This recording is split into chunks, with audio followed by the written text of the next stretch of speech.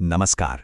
कभी सोचा है कि एक नन्हा सा बीज कैसे एक विशाल पेड़ बन जाता है, या एक अकेली कोशिका, एक सेल कैसे पूरे जंगल का आधार बन सकती है?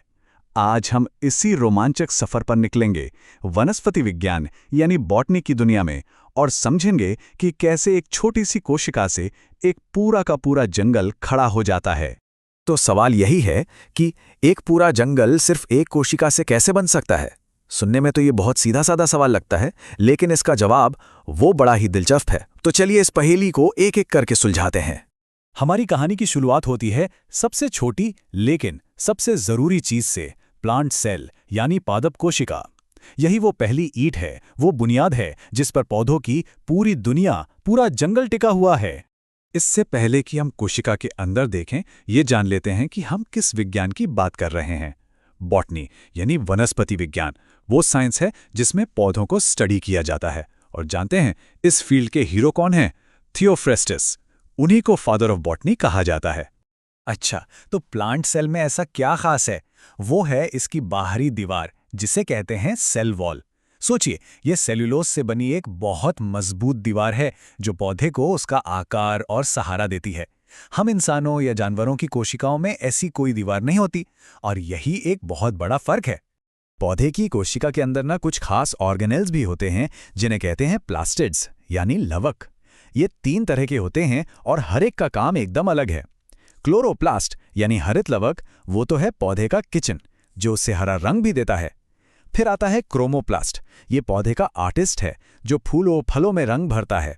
और आखिर में है ल्यूकोप्लास्ट, जो एक गोदाम की तरह पौधे के लिए खाना जमा करके रखता है। तो एक अकेली कोशिका तो नींव है, पर कोई भी इमारत सिर्फ नींव पर तो खड़ी नहीं होती है ना।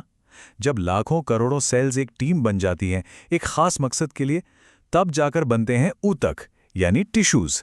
ये पौधे के ढांचे का अगला लेवल है। पौधों में ये टिश्यूज 2 मेन टीमों में काम करते हैं। पहली टीम है मेरिस्टेमेटिक टिश्यू। समझिए, ये पौधे की ग्रोथ वाली टीम है। ये जड़ों और तनों की नोक पर होती है और पौधे को लंबा और मोटा करने का काम करती है। और दूसरी टीम है परमानेंट टिश्यू, जो पौधे को मजबूती और आकार देती है जब उसकी ग्रोथ पूरी हो जाती है। इसे ऐसे समझिए, टिश्यू यानी कोशिकाओं का एक ग्रुप।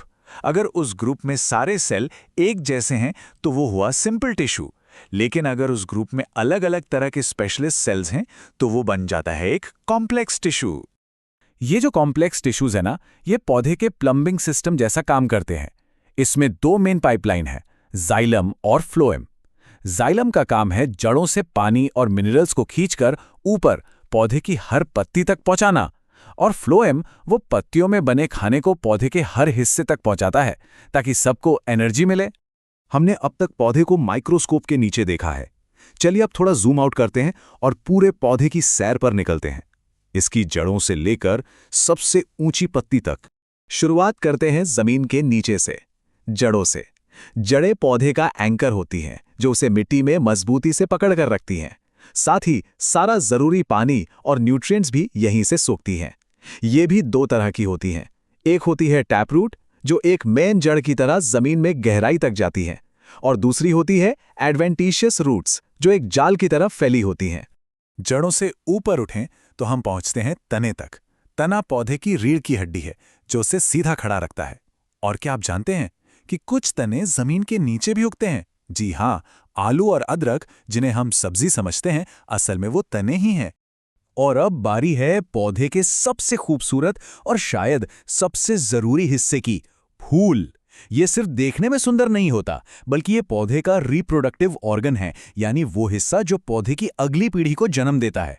बीज और फल बनने की कहानी यहीं से शुरू होती है। पौधे का शरीर तो हमने देख लिया, पर असली जादू तो इसके अंदर चल रहा है। वो अदृश्य ताकतें जो इसे जिंदा रखती हैं और कंट्रोल करती हैं। चलिए अब उन रहस्यों को जानते हैं। पौधे का असली पावर हाउस है फोटोसिंथेसिस यानी प्रकाश संश्लेषण। ये एक कमाल की प्रक्रिया है जिसमें पौधे सूरज की रोशनी को अपने लिए खाने में बदल देते हैं। वो हवा से कार्बन डाइऑक्साइड, जमीन से पानी लेते हैं और अपने क्लोरोफिल की मदद से ग्लूकोज बनाते हैं। सच तो ये है कि इसी प्रक्रिया की वजह से धरती पर जीवन है।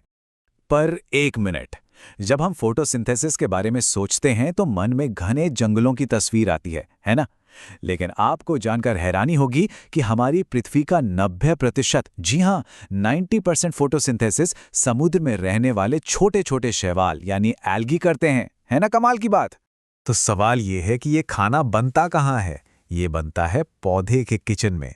और पौधे का किचन क्या है? वही हरित लवक यानी क्लोरोप्लास्ट। इसीलिए इसे सेल का किचन भी कहा जाता है। अच्छा, पर पौधे के अंदर इन सब चीजों को कंट्रोल कौन करता है? इसका जवाब है हार्मोन्स। ये पौधे के केमिकल मैसेंजर हैं। कभी सोचा है कच्चा फल अपने आप पक कैसे जाता है? ये एथिलीन नाम के हार्मोन का कमाल है। इसी तरह फ्लोरिजेंस हार्मोन कलियों को खिलकर फूल बनने का सिग्नल देता है। ये पौधे के अदृश्य मैनेजर हैं जो सब कुछ संभालते हैं। चलिए अब एक कदम और पीछे हटते हैं और उस बड़े फ्रेम को देखते हैं जिसमें पौधों की इस विशाल दुनिया को रखा गया है। इसे कहते हैं वनस्पति जगत का वर्गीकरण यानी प्लांट किंगडम क्लासिफिकेशन। अब देखिए, पौधों की दुनिया तो बहुत बड़ी है, तो साइंटिस्ट्स ने इसे समझने के लिए एक तरह से लाइब्रेरी की तरह कैटेगराइज किया है। वे पौधों को उनकी बनावट और प्रजनन के तरीके के आधार पर अलग-अलग ग्रुप्स में बांटते हैं, जिससे उन्हें स्टडी करना आसान हो जाता है। मोटे तौर पर हम प्लांट किंगडम को 2 बड़े ग्रुप्स में बांट सकते हैं। पहले हैं क्रिप्टोगैम्स, यानी वो पौधे जिनमें फूल और बीज नहीं होते, जैसे कि एल्गे और फंगस। और दूसरे हैं फैंड्रोगैम्स, यानी वो पौधे जिनमें फूल और बीज दोनों होते हैं, जैसे आम का पेड़ या गेहूं का पौधा। प्रकृति में पार्टनरशिप का एक बहुत ही शानदार उदाहरण है लाइकेन। ये फंगस और एल्गी के बीच की एक दोस्ती है। इसमें फंगस एल्गी को रहने के लिए घर और पानी देता है और बदले में एल्गी फोटोसिंथेसिस से दोनों के लिए खाना बनाती है। एक दूसरे के बिना इनका गुजारा नहीं हो सकता। तो हमने एक सेल से शुरुआत की और देखा कि कैसे एल्गी जैसे सरल पौधे से लेकर विशालकाय पेड़ों तक पूरा का पूरा प्लांट किंगडम इन्हीं बुनियादी सिद्धांतों पर बना है। एक कोशिका से टिश्यू, टिश्यू से अंग और फिर एक पूरा जीव। ये वाकई प्रकृति की इंजीनियरिंग का एक अद्भुत नमूना है। तो अगली बार जब किसी पेड़, फूल या नन्हे से पौधे को देखें तो एक पल के लिए जरूर रुकिएगा और सोचिएगा कि अगर पौधे बोल सकते तो वे हमें क्या बताते, अपने रहस्यों के बारे में, अपने जीवन के बारे में, या शायद इस धरती के बारे में। सोचने के लिए एक दिलचस्प सवाल है ना?